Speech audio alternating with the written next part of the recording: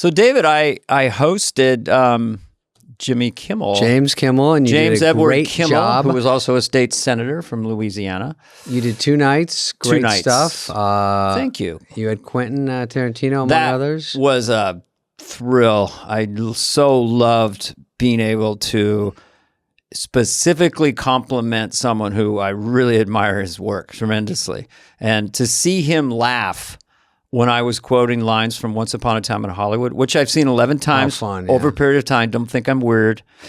He just laughed so hard. He's great. You know, he did, we should have him on because he did SNL. Wait, we should have him on. Say again. We should have him on. That's a good plan. Oh, yeah, Brad Pitt. We should have him on, Quentin, because he did, he wasn't there, but we did John Travolta and we did Quentin Tarantino's Welcome Back, Kotter. That was a great sketch. I would love to have been there when he was there, but he was such a kick and so much fun, and I love making him laugh. And the next night you had Spade, and we had a blast. And you came out and dismantled with your what was the driver was eating, the limo driver? Cheetos chunk was hysterical, and then something about mosquitoes. I'll try to find that chunk and I'll put it up on Instagram or something. Mosquitoes. We did talk about the Burger King guy getting gifts at his 27 years of Burger King. Yeah. And then I was going to tell you that when I left SNL after 6 years, Lauren gave me a gift bag. He gave me. Oh, really? Yeah. Oh, well, I didn't get one. Yeah, he gave me. David, please. Peanut M&Ms. Okay. A ticket to Cats. Actually, it was just a cat. It was just cat. It was one ticket, and it was a different play. It was not great. It wasn't even Cats? No, it was That cat. was like a little practical. Oh, okay. It was one ticket. Because they gave the Burger King guy one ticket to a movie. He's got one ticket to ride. So, yeah, Lauren gave me that in a slinky. Anyway, it was great. I was appreciative. I did Trump and Biden, which was maybe a brave, stupid, or fun, whatever you want to think in our current cultural climate. But my aim was to entertain. And inside baseball, I didn't have my glasses, and I squint as Biden, and the prompter was way back. Mm-hmm. And I'm like, man, I'm fucked. We're taping. I could barely see it. It was live. Then I'd open my eyes and like that. But I you did know a goofy wig. I did the best I could. I want to tell you the Cheeto bit was some wonderful. But anyway, fantastic. Trump is fantastic. You're fantastic. And Biden, the thing is, I did the whisper. We're gonna the whisper was fly a crusher on the wall because we know how to do fly on the wall. So that was fun. And staff was incredible, and the writers and producers, great people there at Mr. Kimmel's show. And now here's our regular intro to Ellen that's still not Ellen yet. Ellen Cleghorne, Dana. Ellen Cleghorne was on with me and with you. Yes, and she was a powerhouse from the beginning. She had just a great presence. She had her bandmates at the time, Melanie Hutzel and Beth Cahill and others. And they all sort of came in together. Siobhan Fallon. Yes. Great. And Ellen was part of that team, and she has a lot of firsts in her career. As a person, she's charming, funny. She is smart. She's a teacher right now. Ellen Cleghorne has a PhD in theater arts from Tisch University, so I don't think... My friend has a PhD, pussy hound disease. Hey, we compare that with Jack Off in the Box. Hey, we got to keep the younger viewers here. They're starting to snooze. Welcome to Flies After Dark. Yeah. Glowing. No, Ellen is smart and is good in sketches. She does Zareta. She had a daughter on the show who is 5, and now she's we can't say. It'll be on. So we'll find out soon. Her daughter would come around, super cute. We put her in a lot of sketches, and Ellen is just a powerhouse. Just a big personality. Here she is, guys. Here she is, the adorable Ellen Cleghorne.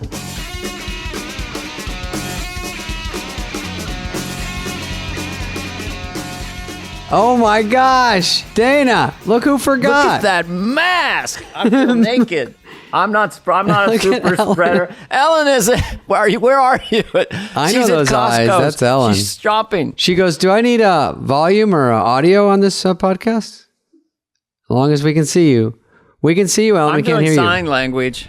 Let's just air this. It's too funny. The video too. We can't hear you, Ellen. You're frozen, and we can't hear you. It's funny. We hear choppy stuff like album. My two sons are into hip hop and rap heavily compared to me being from the 60s. So they've introduced me to it. And we play around with beats and do rhymes and, catchphrases. Dana, do you want to hear? I'm going to sing a rap song. Okay. Ready? My name's Lamont, and I was born in January. I'm a Capricorn. God, Ellen will know this one if she unfreezes. I got one called You Got a Problem with This? And it's just a big beat. You got a problem with this? And it just repeats. You got a problem with this? That would work in a dance club if I'm on Molly. Because really when I hear it in the gym and it's big beats and repetitive phrasing, it feels like comedy in a way, That might be from Rapper's Delight. I've talked about that before. Vermont. Snoop Dogg was the first one that got me hooked on it. Ow. My name's Vermont, and I was born on a jam farm in Vermont. Snoop. Yeah, give me a word, I'll rhyme it. Dude, I saw Snoop on the dumbest ad, Schnizzle. It's just like some corny, dopey ad on the side of a bus. I'm like, Snoop, please turn something down. Ellen, that was the funnest beginning we've had, actually. Yeah, we're not a professional outfit, so don't worry. But when you guys get really high tech and stuff, then you have to have me back. Yeah, well, we are high tech. Yes. Well, it was $13.95 to get the good setup, and Cadence decided to spend $9.95, and you pay for what you get. So, do you have any questions? Mine's hooked up to my cable. Or should we start? Okay, Ellen. We have time for one final question for Ellen. This has been Ellen. No, Ellen, let's start by saying I was an angel at the beginning when you were there, and then we'll go from there. You were an angel. That's nice to hear because that place is so tough. It's hard to not be nice to everyone, but you're usually just walking down the hallway thinking. You're like thinking of a sketch, thinking of why I'm not on, thinking of why my sketch bombed, thinking of if Farley's going to eat my lunch. There's a million things going through your head. So the answer to that is yes. The answer is always yes. And it's just hard to, when you tell your side of it, I mean, you're there and you're there on one of the times we had a lot of cast members and a lot of people, a lot of mouths to feed. Mm-hmm. You were very savvy anyway. So I don't think you would have ever done anything out untowards or whatever. You're always such a forward thinking man when I look back. And you introduced me to the phrase, a friend of the show. We still say that. Lauren would go, Geraldo is a friend of the show. He's a friend of the show. And then the terrorizing for the cast member, still with the show. Still with the show. I had never heard that before. You never got still with the show. Yeah, Lauren, that was one of Lauren's favorites. I found it funny, but he's a friend of the show. Ellen, one time when I don't know what years you were there. I was there 90 to 94, something like that. Okay, so overlapped a lot, but in the summers we would call to see if we're getting picked up, and he'd go, I don't know if David's ever around. And I'm like, this is the one thing my manager hears once a year review. And that's the one thing. And it's like, you got to go, Lauren, you got to be careful what you say because that's it for a year. He's like, are you ever going to be there? I go, that's all I am is here all the time. It's just like a thing to get me off my ass. I don't know, but it really would stress me out to hear that. You had so much more contact with him than I did. As everybody makes I said, I didn't know what his voice sounded like. Do you know this is a good impression or not? I couldn't tell you. I said, I don't know who he's doing. I guess it's Lauren. Right. What happened with Lauren? When you got hired, that's when you talked to Lauren and then that was kind of it for the run? I didn't speak to him when I got hired. Oh, you didn't speak? The only person I spoke to was Al Franken. Oh, really? Al Franken? Yeah, I would go to Al Franken's office. And then I went into the Turner's office. Oh, Bonnie and Terry Turner. That was it. Were they the head writers by any chance, Dana? No, they were just really pivotal. They were in a lot of quadrants. They do all kinds of styles, and they helped me a lot. Church they were great. And other things. So, Ellen, they kind of gave you the ropes or whatever? No, they gave me no ropes. They just looked at me. They said, come in here. So I saw your tape. And then they just stare at you, and I'm like, okay. And I guess they were sizing me up to see what could I do. And Al Franken, all he did was ask me one time, he asked me if I could belch. And I was like, no. And he was through with me. And I was like, wait, what? Through with me, literally? Hey, can you belch? Yeah. And that was it? And then he scratched out 9 sketches. As I didn't, because I grew up in the time when ladies don't belch. Well, I hope there's still a time like that. She said, don't you dare belch. So I always was afraid. I admired people who could actually belch on cue.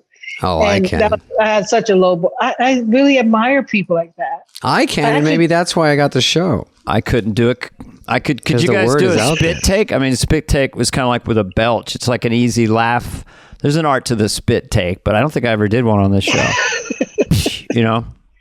I like a spit take when I see people do that. If it takes you by surprise, a good spit take you don't see a lot anymore because I think they ran through them. But if you see them now, it's kind of funny and it can't be a planned one. I mean, it can't be look planned. Oh, that's the worst. Mm-hmm. So, Ellen, you were doing stand-up right at the beginning, Ellen? Yeah. I got it from doing stand-up because I used to be in the clubs all the time. And I think a lot of people that I used to do stand-up with got hired. Which ones, can you remember their names? Maybe we ran into them. Well, look, maybe you know him. His name's Chris Rock. Wait a minute. Chris, let me write that down. What is up? Chris, where has he been? I mean, what happened to Chris Rock? Barack Obama. Our president, Barack Obama. I go, Rock, you say everything twice in your act. I told him when I was teaching my kids how to do stand-up for the clarity of the setup. I said, let's look at Chris Rock because he was really good at very articulate. Hits he nails a premise, the subject, does comedy, hits it again, and it's just like really easy on your brain so you can enjoy it. He obviously became a master of the craft. Masterful. Yep. So, Ellen, doing clubs back then, were you doing like Catch Rising Star or those are the only ones I kind of knew, but I didn't know like the underground ones. I just knew like a few. I never really went on when I was there.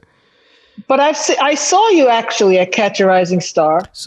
Oh, good. So you did go on there, David. Well, that's the only one I knew, and I think that's when I auditioned at. And then, so that's the only one I could call and say, "Can I come down?" If it was now and then to do a set, because I didn't really know the drill. I saw you there, and you used to do this bit about scoliosis. I think I like girls, a little arch back, a little scoliosis happening. Yeah. That's a funny word. It is. That was the first time I had ever even heard of scoliosis. I was like, this is great. This comedy is educational. Oh my God. It's more shocking that I still do the joke. No. But I Ellen is funny. I was just telling Dana, I taped a special, and I don't do that many specials. No one's asking and beating down my door, but I did one, and I was telling Dana that I did a joke that was offensive. I sort of did it on purpose. The second show, because I felt like, okay, I sort of got all my jokes. And before I got off stage, I did one. I was telling Dana it was kind of funny because then I sort of yelled at the audience for not liking it, just to be stupid. But here's a joke, Ellen. You tell me if it's you see why they didn't like it. So I say I went to Las Vegas for a show or whatever, and then look at blurry setup, unlike Chris Rock. I went to Las Vegas for whatever, and in the newspaper it said that day it was the anniversary of the Las Vegas shootings. Which we all had heard about. And it said, today is the anniversary of the October 1st shootings. And I asked the guy there, I go, isn't this the Las Vegas shootings? And he goes, yeah, they changed it. They got a brand expert because the Las Vegas shootings sounded too much like everyone was getting shot in Las Vegas. And I go, well, yeah, that's what happened. And he goes, yeah, but October 1st hits the ear better. And I go, oh, they hired the same people that did the Oklahoma City situation. And the kerfuffle at Columbine. I didn't even get to the Sandy Hook snafu, and they had already given up on me. Oh my gosh! They got it. They give up during the premise. Columbine and, so I looked at this. It's called School's Out. Go ahead. Columbine was where this woman was just staring me in the front row, and I go, too much, and she goes, yeah, and I go, yeah. I go, you know what Netflix likes is when you try stuff on your special. You don't tell them, and it could be some legal problems, and you do it anyway. And so they like that. They like undercooked, half-assed shit that can offend the crowd. Anyway, I'm going to wrap things up. And then I did like...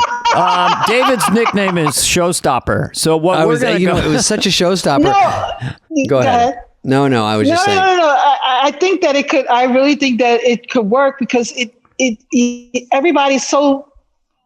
sensitive right now, so they have to You can't say what it was. You have to make it sound palatable. And that's what they're doing. They're making these horrible things sound like they're not fun, but they're just like, okay, it's softening. It wasn't that bad. Yeah. They're showing an old Dana Carvey commercial on the gram or Twitter or wherever. Oh. You did a commercial with, I think it was Pepsi Cola or something. Oh. You're shuffling cards, or is it Lay's potato chips or something? Yeah. You're shuffling cards. Yes. At a casino. God, I can't believe that's around still. I think that was 20 years ago. I got over my, allergic reaction to doing commercials. I turned down a lot of commercials trying to be Bob Dylan or something in the 90s. But then by the knots, I'm like, wait a minute. This is crazy. So I did do one. Yeah, you got to take it while you can, man. Shit. I mean, when I was with Ellen, those years, actually, Dana, you were there too for this. But Ellen, I got offered a commercial during SNL when I wasn't even doing that good. And I wasn't allowed to do it. And I was just so bummed that I finally would have had a little chunk of money. It wasn't crazy, but I was like, God dang, I'm not allowed to because, NBC decides. Did we ever talk about how much money we were making on the show? No, not today. What did you? I'll tell you what I started at, $4,500 an episode. So you keep about $2,000 a week, I guess, or for the $80,000 for the season, I think, gross. Okay, I'll go. I started at $900 a week to write, and I got a $1,500 bump if I got on. I'll tell you how much I started at. Okay. $245 an episode. No. What? Nothing extra if I got anything on, and nothing for writing. Wow. When I left there after almost 5 years, I was making $4,500 an episode. Nothing for writing, and that's it. And no bumps or nothing. Oh my God. Did an agent put that together? Do you have an agent back then or no? Yeah, I did. I mean, it's sort of take it or leave it, I'm sure, but exactly. Boy, I just thought there was some union thing would. I've never said it before. No, you would think there was some union thing. They would at least give you. And I used to. Yeah, go ahead. Yeah, I would ask the union, and they said, well, that's union minimum wage, and you only work 1 day a week. So what is the problem? Good Lord, really Ellen. True. Damn it. God damn it. I'm fucking pissed. Now, what about Melanie Hutzel? What was she getting? Like 20 grand she was a week? Getting 30 grand. Hutzel don't go down for anybody, man. She was loading it up, driving a Bentley to work. Melanie needs more money than Ellen. No, what was Melanie Hutzel getting? Your peers at the time and were coming. Did you ask anyone?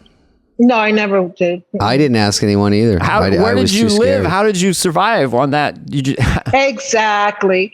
No, what helped out was that I was doing stand up. So the weeks that were we were off or whatever, then I would go do stand up on the road. And I could make not that much, but at least a couple of $1,000. It's very rare that the stand-up is more than the work check. Well, in this case, it was. I know. I'm saying definitely. That's a very odd situation because I got to the point where I could make some on the weekends if I went to a college or something. But the joke of it's 1 day a week work we all know is a joke because it's 24 hours a day on your mind, even on the weekends when you're doing laundry. Yeah, yeah. There's like no job harder. I mean, in the real world of like showbiz, I mean, there's jobs harder, but in our little world, it's just a constant stress. And wow, well, that's tough to hear. I don't know. I mean.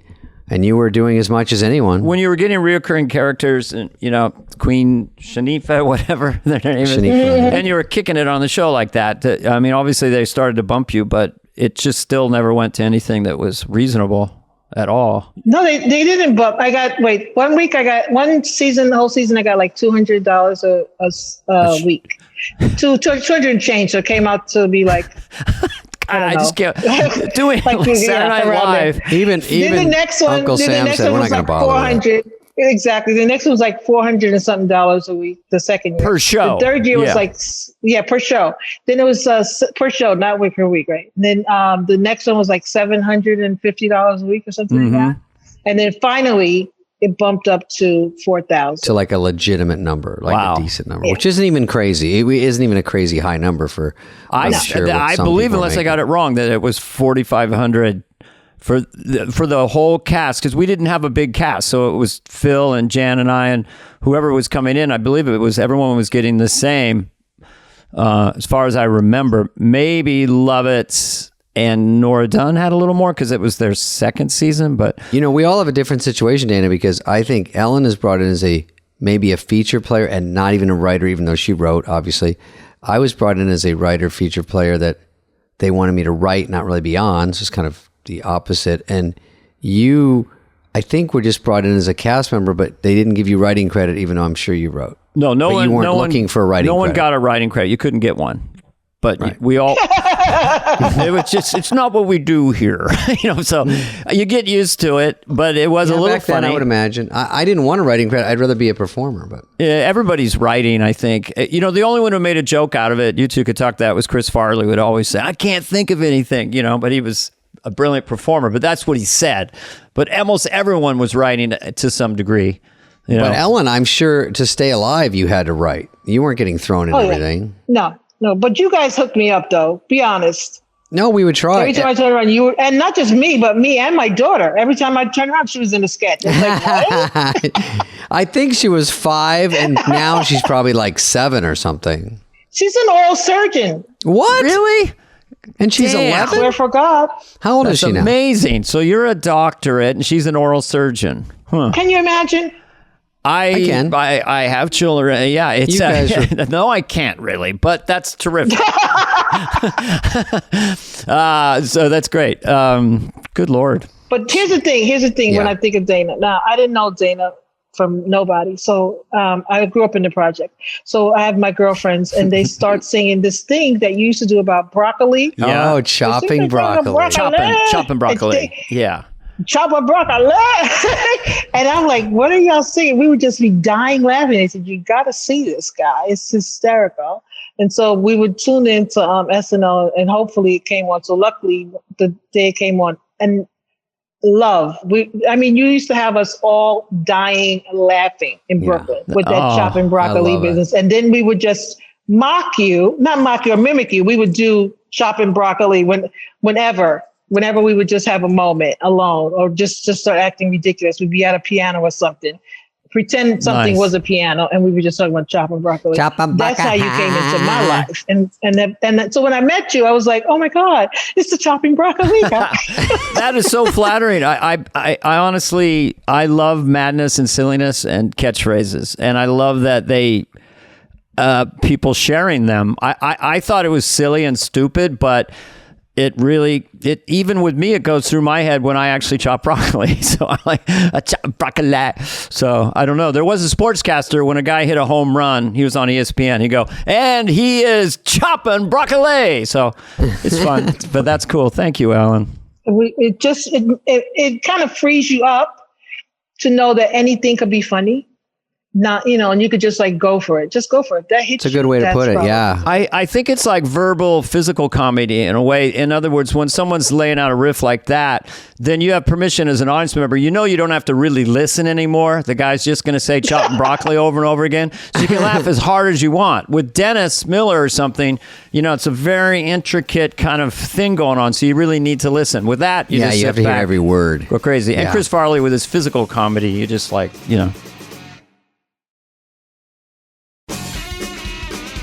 Do you remember?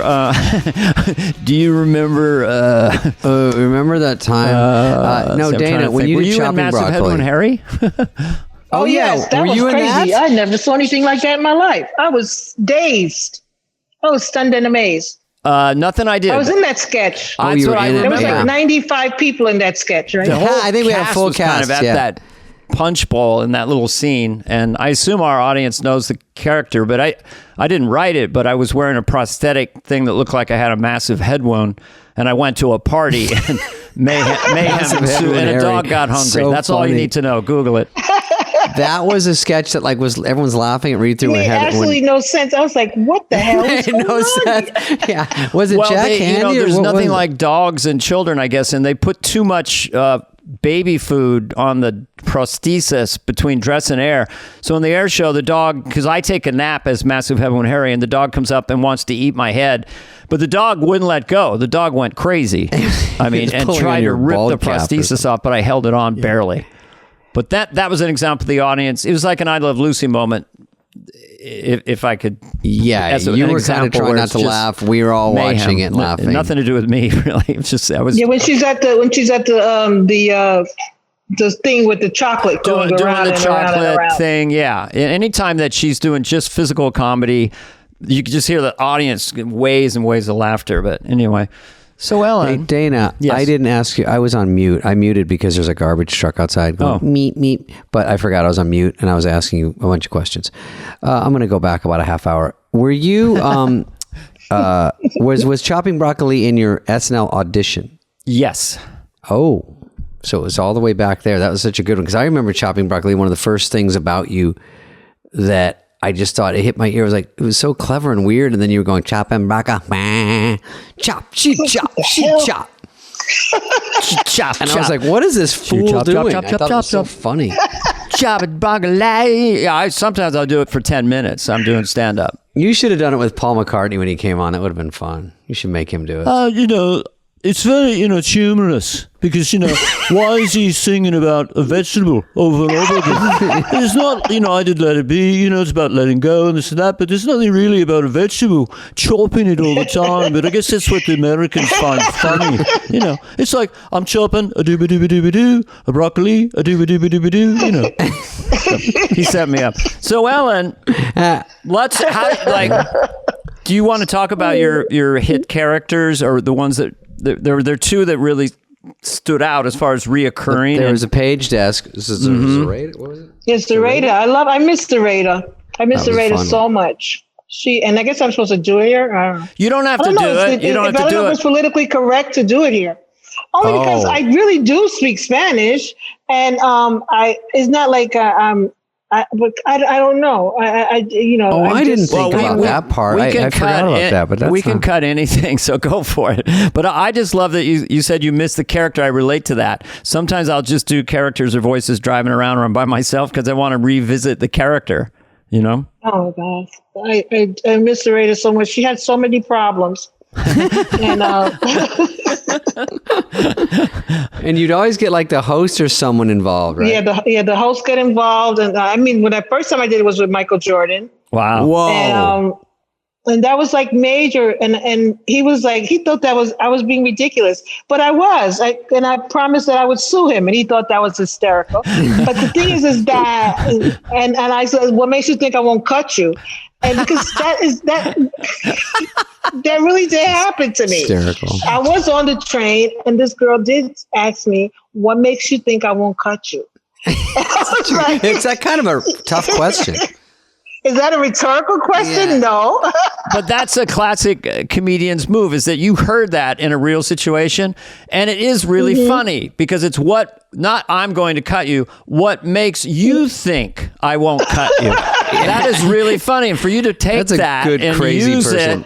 It was kind of one of her. She always said that at some point, or no? Yeah, she did. What makes you think I won't cut you? That's really funny. And she did it with a Spanish. What makes you think I won't cut you? Is it like? But it's not just Spanish. It's really Puerto Rican with a little Dominican. It's like this, like it's very nasally, and you gotta put it in that like that. Yeah, and it's very emphatic. Oh, yes. What makes you think I won't cut you? But what did Michael Jordan say to that? He just laughed. He just looked at her. He just laughed. And then I said, I said, don't touch me. Don't hit me. I'll sue you, And he was like, okay. What the fuck? Did you have to do that at read through with him? Yeah, and that was great. How fun. Yeah, I did. How fun. What a memory. Kind. You and Michael Jordan. I mean he was, but that's it. That's just hitting me funny now. The idea of a host just strolling around on 8H and then this page just starting to talk to him and threatening to cut him and don't think I'd sue him. It's just no wonder how many times do you think you did that? Maybe 6 times. Yeah, it was on. Good. I did it quite a few times. But I think it kind of bothered The one I really wanted to do with was John Malkovich, but it didn't get on. Oh, yeah. And, the thing that, I think it kind of bothered the people who were writers, you know? Right. Because like if I went to Harvard to write comedy, this little scrappy Negro from the projects is over here getting shit on air, you know, I would be extremely upset. And they used to tease me, and really they weren't very nice to me. But that's Harvard. Yeah, listen. No, look. It's boys. You know, boys are very different. When you compete with boys and they don't win, oh my gosh. Yeah. So I think it was part of that, but that was in the past, you know, and you just got to let it go and move on. Yeah, we talked to Conan about that. Like, he felt weird. That had that moniker, like he's from Harvard, and I went to community college, so I felt weird. Like, they would think I'm stupid, and you know, I think everyone felt a little different about their upbringing, getting on the show, and how they got there, and how they would be perceived. But you know, if you write a sketch like that and you got Michael Jordan, it gets laughs at read through, it's like tough shit. It's getting on. What makes you think I won't cut you? Like, you could go to Yale or Harvard or Dartmouth for a long time, but not come up with that and use it in that context. So yeah, I felt the same intimidation. I went to San Francisco State. It was barely a college. Sorry, San Francisco State. And I went to community college. And then I get to SNL. It's just a lot of Ivy League young men, you know, with dress shoes and tucked in shirts and jeans and short kind of waspy haircuts. So yeah, I got it. But yeah, so anyway, continue. Now, Ellen, did you go to the 40th? You were at the 40th, right? Yes, I was. And I think I was in it. Was it the last one? Yeah. 20. Yeah, that was the last big one. 15? Yeah. I did a Bluetooth connected. Hang on, I got to put my money in the payphone. Bluetooth Go connecting. ahead. No, I'm here.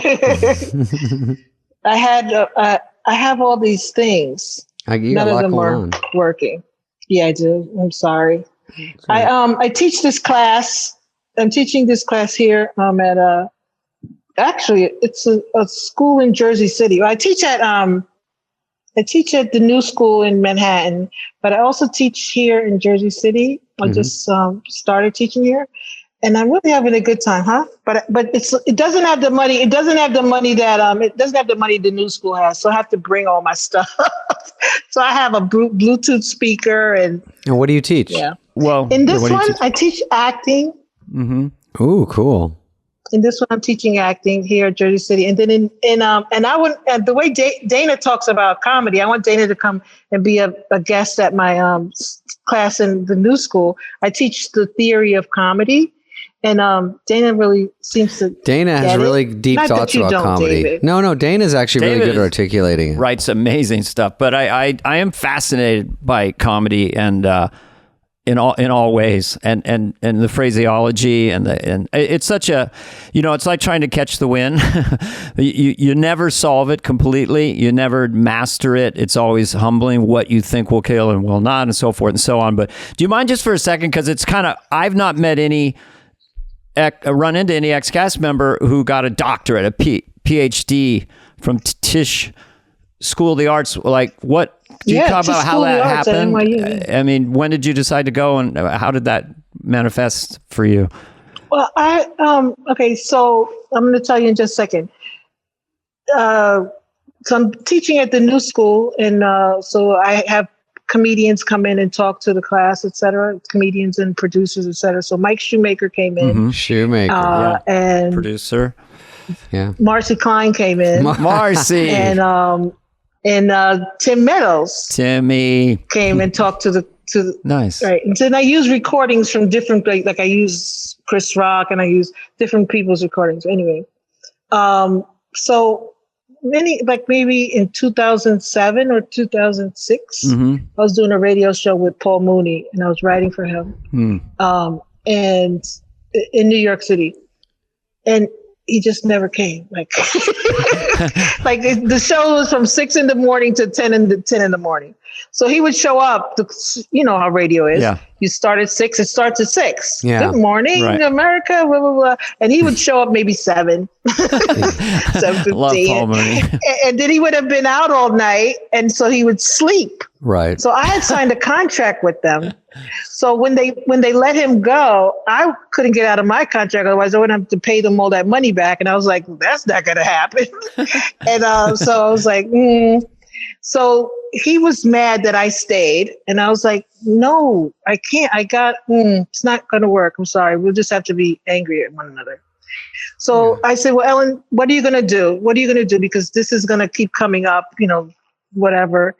And I said, well, what would you really do if you could do anything? Because I had this chunk of money. I said, well, I would like to get a master's degree from someplace. So I applied to NYU. I said, something you've always wanted to do. And I said, okay. And plus I was also if I can be really honest with you, I was tired of hearing people say, I have a master's degree. When I got my master's degree, and I was like so sick of hearing people say that. I had an undergrad degree, but I guess that wasn't enough. So I said, okay, I'll go back and do it. So I went and got it. I got into the school. I applied to Tisch, and I got in. And so then then while I was there, this girl said to me, she said, whatever you do, don't stick around for the PhD. And I was like, what? Why not? She said, because they're gonna ask you to write something. These white people always want to steal your writing. And I was like, really? David and I have that problem too. Yeah, that's a good idea. I want to read it so I can take it. Okay, well that's really practical advice. So I said, as a matter of fact, so because she told me not to, I said, okay, I'm gonna apply. So all they could say is no. So I applied, and comes to find out she had applied as well. So she was trying to thin the herd so that there wouldn't be any competition. You get it? Oh, yeah. No, I totally get it. It says sabotage. Subtle, to be a friend. Yeah. She's taking you out of the competition. Good. Subtletage. Right, exactly. So then I got in and I said, okay, well, let's see what happens. And they kept saying, what are you doing here? And I was like, well, what does one do here? So it was that constant back and forth. So they weren't, it's a very competitive business. It's more cutthroat than show business. No. And really, and people are not as oh my gosh, just competing with who's smarter. Or why are they? Did they only give one at the end, or doesn't everybody get it? No, they give out. Okay, so 100 people will apply, and there's 6 slots, 6 or 8 slots. There you go. Wow, and you got that's great. And the thing is, they pay you. Oh, so it's like a salary position to be a PhD candidate. Oh, got it. Okay. I mean, it's not a lot of money. It's not a lot of money by any stretch of the imagination. Is it over $245? Exactly. It's about even. It's about the same. The SNL people called them. She's really good at 245. It's sort of She'll take 245. It's a good number for Ellen. She does very well. I think 245 would be across the board. Rest of her life. Great. She really shouldn't go for a PhD because my nephew wants to give. Would she be competitive? Sorry. Go ahead. So what? So I love your laugh. I can't see. Yeah, she's got a good laugh. So it hurt. You really but when I hear Dana really hurts my stomach. But I don't know what that is. It's too silly really and makes funny. Me laugh hard. Well, thank you very much. You're so sweet. Ellen, what was your doctoral thesis on? It was on African American humor in social context. What is there to say about that? From the civil rights from the civil rights era to the Barack Obama. So what was it, 9,000 pages? It was about 400 pages. 300 to 400 pages. I kind of feel like, and I don't know if it's fair or not, but it feels like there's like a heavyweight crown for who's the best stand-up in the world at any given time. And I think you could say like Carlin to Pryor to Steve Martin to Robin Williams. And then I'm not really sure where you went from there, but I know at one point Chris Rock was the champion. And that Chris Rock stands the test of time. Yeah. his stand up, and I mean, I say this because I've been studying it. I'm not saying that because I know him or whatever, but when I play it for the kids, they get it. It hits hard all the time. And so I say, that really works. He went on the other night. I was at the Comedy Store. He came in and went on. It's still, he's working on new stuff, and it's just as good. You just sit there and go, wow, he put that together nicely. Like, he still knows what he's doing. He's still sharp. It's just exactly what you would think. Which even Kevin Hart went on. I'd never seen Kevin Hart go on, and he did a great job. Everyone did a set. It's kind of fun. Does Ellen, going back to Dr. Cleghorn for a second, I always thought Chris was really great at the elephant in the room, or summing up a social trend with a phrase and then working that idea for a long, long time. He seemed to be very, very good about it. I remember during the Clarence Thomas hearings with Anita Hill and all that stuff, and then he did a thing about no woman ever accuses Denzel Washington of harassment or something like that. But he did it in the Chris Rock way. And it was just a funny observation. You know what I mean? You'll never find a woman. That Denzel won't leave me alone. Someone do something. Well, I had the opportunity to meet Denzel, and I went to see him on Broadway when he was doing Julius Caesar. And so backstage, and I reached out to shake his hand, and I'm gonna tell you something. Like butter, his hands were so soft. You fell for it too. So soft. Were they soft were they moist and soft like Bill Clinton, or just soft? No, not moist and soft. No, they were not moist. They were just soft. Don't add moist. Like they made you. No, moist is terrible. He made me lose my voice. What? Oh, so was it a little bit electric because he's Denzel Washington? In a way of just meeting someone who. Is just really charismatic sex symbol. I mean, he is. I mean, he's Denzel Washington, right? Yeah. So did he get you a little weak kneed in a way? Well, my knees did not get weak. I actually just lost my voice, and all I could focus on was his hands. They were so fucking soft. I said, "What is this? Maybe he's not a real person or something." No, I couldn't say. No, I couldn't even speak. I lost my voice. I'll ask him. I'll DM him on Instagram. I'll get to the bottom of this. But I did write a poem. I did write him a poem, and I don't remember. I have to find it, but I did write him a poem. And I was doing the radio show in New York at the time, and I read it to him over the air. And I don't. Was it okay? What was it about? Denzel? What would be the subject about a poem about Denzel? It's about his hands, Dana. How she got into it. How soft they hands were. for a strong man. He was doing Julius Caesar on Broadway. Et tu, Brute? Et tu, Brute? Yeah, ixnay on the. Hands as soft as a baby bootay. Dennis Miller was playing Prospero in The Tempest at the Herald. How do you even know what those words are? Trying to get my inner, Mickey Rooney, going way back, a 1930s actor. I remember they told him, Mickey, you can't change your lines. The camera doesn't know where you are. He goes, the only writers whose lines you can't change are Bill Shakespeare. I just love when they go Bill Shakespeare. It's like I like Mickey Rooney. I liked him when he was in some movie with Judy Garland. But I used to love those kind of movies in the afternoon on the TV, and because that's all they would show. And around Christmas time, he was always playing a rich guy, and he was 2 feet tall. And I guess he played a child for a long time. Yeah. And then he was a man child. They always were. It was like Judy Garland, and they were like playing like sophomores in high school. At one point they go, I know, we could put on a show. And then they would all start singing and dancing, and they would sing like the wind and dance. And Mickey could do it all, believe me. So, Ellen, who were your... I got a barn. I got a barn. We could throw this thing together by 6 p.m. Yeah, you'll get Somebody the stage. Get the cows out. Yeah. Why, Uncle Willie's electrical stores, we could get a microphone. And I'll put all the cows to sleep. I'll make a hat out of hay. Kill them. Yeah. You don't have to kill them. Just walk them out back. Also some moccasins. Yeah, those were those great, they made like 10 of those, at least. Do we have a costumer on the ranch? We do? Betty.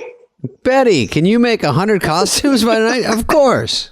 Got the train coming and town. Got a woo woo. Got the train coming in. Gonna laugh in the town. All right. Sorry, train coming in the town.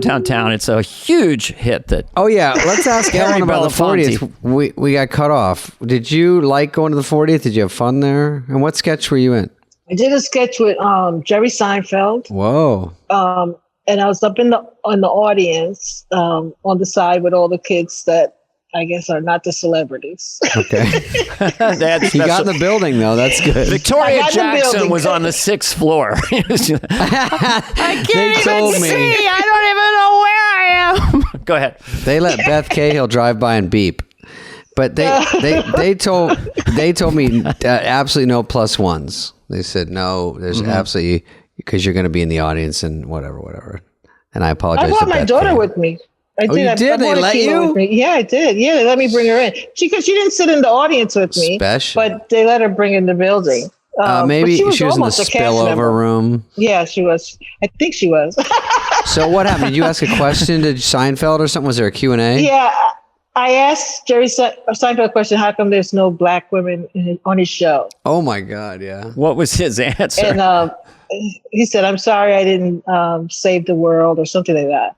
Oh. And then I had a follow-up question, which I don't remember what it was. But the thing that I liked, the trivia part about that, was that Mulaney wrote that sketch. John Mulaney. Oh. So I felt real special. I feel connected to pop culture. Do you feel like you might be the godmother to his baby in a way? I hope at least the baby could call me auntie. Yeah. The sad thing is that I follow all that crap on the Instagram. Oh, me too. And it's the Twitter. sad. I do too. There's rumors that Pete Davidson is the actual father. I don't believe any of this nonsense. I don't buy any of this tabloid stuff. That baby looks just like Mulaney. He was putting it in a crock pot or something a day later. Did you see that picture? I'm like, what's happening? No. Yeah, he's like putting it in a pot. You can really work a baby now. The baby. You're doing baby bits? But he said he's paying the baby $245 a week for all the baby Instagram. Gets $250. Oh my God. It's perfect for a baby. They get Gerber food, more diapers, maybe a little teddy. It's a perfect fee for all humans. I like the tone of this show. This is very good. Ellen, did you know that Jerry Seinfeld has a new comedy album coming out called Paper Clips? Why? You're such an idiot. You almost had me. By the way, it should be. Paper That's clips. funny. Why? Because he would do 20 minutes on a paperclip. When the stapler came out, the paperclip's like, oh no, we're over. We're so over. I'm Jerry Seinfeld. Good night. Sorry. Go ahead. Then he comes back and he goes, I forgot to talk about Pop-Tarts. He has a Pop-Tart movie. Jerry, you know what? He does not. He this does. goes full My friend is in circle. it. This goes full circle to our doctor. Yes. So Jerry Seinfeld, over a period of years, and he was in the New York Times, he was trying to complete a bit about Pop-Tarts, and he couldn't get it to work. And he spent years on it, because you know how Jerry is. Cracking the code. Pop-Tarts, because he'd say all this stuff. We saw a Pop-Tart, we're 10 years old, and our heads exploded, whatever. But when I run into Jerry, I want to tell him, Jerry, there was one fatal flaw from my point of view. And we had 2-day-old baked goods, 5 kids. Dad was a high school teacher. No one really liked Pop-Tarts that much compared to Hostess berry pies or Twinkies or Snowballs or regular cupcakes. Comment, Professor. Wow. Let me tell you, those Hostess berry pies were the jam. Are you talking about the cherry apple Yes. pie, like whatever? Yeah, they'd have glazing, apple frosting or on? cherry. Magic. They were Yes. magic. Oh, those are unreal. And the Pop-Tarts were okay, but they were a little sweet and narrow. You put them in the toaster. They were fine, but they weren't. Jerry's bit treated them like they were the greatest. Dana, do you want to hear some bullshit now that you brought it up? And I would never have brought this up. Okay. I would break off the crust on the edges before it got to the frosting. And I said, fuck it. I just wanted the parts that had frosting on them. Because Pop-Tarts were not all the way to the Pop-Tart. I can't believe you're revealing this. I know, and I was going to save this. I'm checking Daily Mail right now. Is this already going In the viral? UK version, you're both trending. Wow. Hashtag, because the crust... Spade destroys Pop-Tart. I didn't even know what carbs were. I just knew that I didn't really like that edge until I got to the frosting, so just break it off. I was a fucking rebel. Yeah, I'm with. But was it cherry or apple? What was your favorite? I like on the pies. The host on the pies at 7-Eleven. I liked cherry or apple. That's a tough one. I would black out quickly after because all the sugar. But I also liked ding dongs. Ding dongs sounds like a comedy punchline. I like Twinkies. Yeah, ding dongs is a funny. What happened to you, ding dong? You know what I mean? It just sounds funny. I don't know. Oh, I thought you were really asking me because something did happen to my ding dong recently. Ding. Ellen, you're like, why did I get on the Wi-Fi? All right, we'll edit this. And now we're back with Ellen Cleghorne on Fly on the Wall. We just took a short break. We have time for a couple more quick questions. We were not cutting inappropriate material. What else did we not ask her, Dana? We asked her. Why is she so awesome? Was my first question. Yeah, why is she so smart? But can I talk to you about this David Spade? Yeah. Now, did you know? Does everybody know that you used to ride the skateboard and you were riding the skateboard in that movie, the Police Academy? Yes. Before SNL, so I'm like, oh, he really had it going on. You knew all about the red carpet and the da da da da before. No, you know, Ellen. The true story is that I got out to LA and I'm from Arizona and I did skateboard. And the only reason I got that audition, I couldn't really act, but this is just the luck of the draw. They saw me at the Improv. I didn't look like everyone else. They said long blonde hair and I was 20 and they said, oh, you know what? We need a kid to play a skateboarder, but we didn't think of it. But this kid could probably pull off, high school. So I go in and they go, did you get the script? I go, no. And they said, shoot, we have one here. And they didn't have one. And they go, shit. We don't need to waste your time. It's just about a skateboarder. Maybe you could just improv a few lines. And this is so lucky, Ellen, because I didn't know how to read a script. I didn't know how to hold sides. I didn't know. I would have shown how green I was and how new. So I just said, yeah, I'm a skateboarder. You got an attitude and the cops are coming up. I'm like, hey, guys. I just start making up shit, and saying skateboard terms. And they were like, oh, that's exactly what we need. Okay, great. Let's get this guy. And if they would have let me act, it would not have worked because they would have seen. So just improving and bullshitting was what I was better at than actually reading a script. And so I got out there. I got $25,000, which was great. 10 weeks. Wow. $25,000. It would take. So I got $2,500. It would take Ellen 3 years to get that much based on her 200 years to get that. I can't even do the math. I know. She can't even comprehend these. She goes, you mean $25? I go, nope, 25. So I go up. It's your first job, $25,000 for riding a skateboard? Well, what the fuck? Well, Dana, and I get to ride with Tony Hawk and all these guys, Mike McGill. So I do, I go 10 weeks in Toronto and I get a per diem. This is why people get hooked on acting. So I do it. I come back with Ellen. I cleared 10 from all the bullshit. I woke up like Canadian tax and whatever. So I pay everything. I give my mom 3 for bills. I do 1 in bills, but I needed a car. $6,000 left after 10 weeks. I go up and I buy a Honda Accord. I drive it to the Improv and it got stolen that night. So I was back to zero, no insurance. And I just did 10 weeks on the road and I came back. I have nothing to show for it. And the next night, Jay Leno showed up at the Improv in a Honda Accord. I never understood that. It was just parked. I used to drive the motorcycle, but it's fine because it's got 3 cylinders, but it was fine. No, that's a bummer. The Improv, not the Comedy Store. The Improv. No, the Improv was sketchy. Yeah, it was over on Kilkea. This is a street right next to the Improv. I came out to show Tim Rose, this comic. I go, check out this sweet pimp sled I just bought. Very sensible pimp sled. And it was gone. I go, maybe it's this other street. I go, and he started going, uh-oh. I go, there's no fucking way. No way. I think they followed me with a key to the car, honestly, the people that sold it to me, and just took it. That's an empty feeling. Anyway, I was just saying that to say that is a great story. It sounded great, and then I started auditioning, and I wasn't any good, so I was just like bombing, and then I had 2 years of just scraping, and then then it started to pick up a little more. But by the time I got to SNL, I'd already been like humbled. I'm like, shit, this has got to work because I got like nothing clicking. No other movies in that gap of like 4 years, just. And then you hit big with all those movies with Chris. Tommy Boy. Yeah. So I got lucky with that too. So, and that was direct result of like the show. And Bonnie and Terry wrote that first one, and then Fred Wolf took over. But Bonnie and Terry worked on that first draft of Tommy Boy, and then we did Black Sheep, and then I was really jealous of those Chris Farley shows because he got to have a big host like McCartney, and he got to talk to him and go, "Remember when you were in the Beatles?" Chris has some very memorable. Did Downey write that one based on like just how he was at the office? It sounded so like Chris, so real, yeah, and it was just hysterical.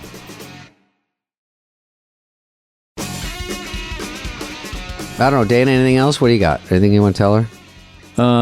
Just your hopes, your dreams. Just want to hang out with you. Yeah, Ellen was a lot fun. of times that happens on this show because we're getting to see people that we worked with and adore and had fun with, and then we don't see them all these years, and so this is really fun. It's a good hangout. Yeah. But I want you to come. I want both of you to come to my class at the new school and like Zoom in and teach the kids, talk to the kids. They would love it. Kids, what you don't understand is the highest peak of money is $245, and this is your highest goal. I'm going to have a pipe and an ascot and be in front of a fireplace. What you have to understand about comedy is that it's not really comedy. It's tragedy. Oh. Tragedy posing as comedy. And the thing about I would love to come on and talk to the kids. You mean on Zoom? I can do that from where I am now in Missoula, Montana? Is that where you are in Montana? No, that's where I was born. But no, I'm in Southern California. But yeah, Dana's a redneck. Did you do guests on Zoom and they just talk to the kids about comedy and stuff? Yeah. Okay. I really enjoy you guys in person. But what I really like the most is David Spade doing Dana Carvey doing something. I had chopping broccoli, yeah. Because I used to sing that around. I go, God damn, this is funny. And it was sort of out of what I think like. And I'm like, this is so weird and goofy and just clever and smart because of its goofiness. But there's method to the madness of why it's so funny. Can we get a little chorus of it as we fade out here? I'm chopping braca. He goes low. I'm chopping braca. She chop. You get he goes into it. That's toward the end. She chop. Yeah. You got to get there. You got to work up to it. Yeah. All right, Ellen. Thank you, hon. Hey, what's up, flies? What's up, fleas? What's up, people that listen? We want to hear from you and your dumb questions. Questions, ask us anything. Anything you want. You can email us at flyonthewall@cadence13.com. Can you guys provide perspective on how it was viewed to break character on SNL?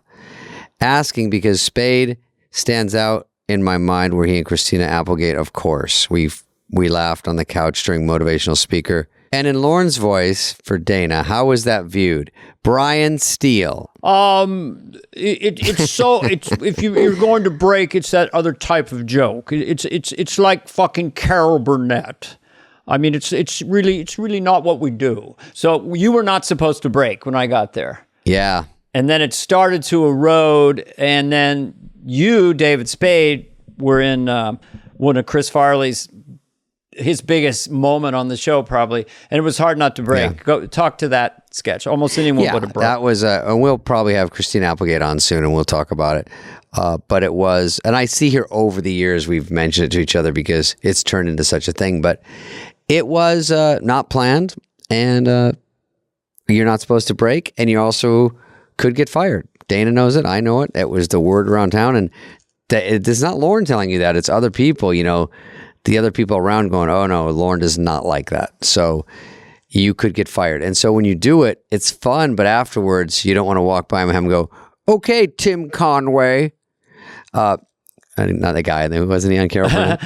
Yeah, Tim Conway, Harvey Korman, who were brilliant. And also Tim Conway, when they were on their sort of air show, live taping, would just switch stuff out. And that's how he would destroy Harvey Korman. If someone improvises outside their bandwidth on Saturday Night Live, that might make someone break, Yeah, and they did it more in the future episodes and got away with it, and it is fun. It's always fun to watch that stuff. It can't be used as a trick. If the sketch isn't doing well, you can't. Right, it can't be a crutch. But if it's organic, I think it is entertaining. Yeah, and thank you, Brian, for listening, and thank you for Where's that question. Brian from? Probably Bulgaria. I don't know. It doesn't say. That's just a guess.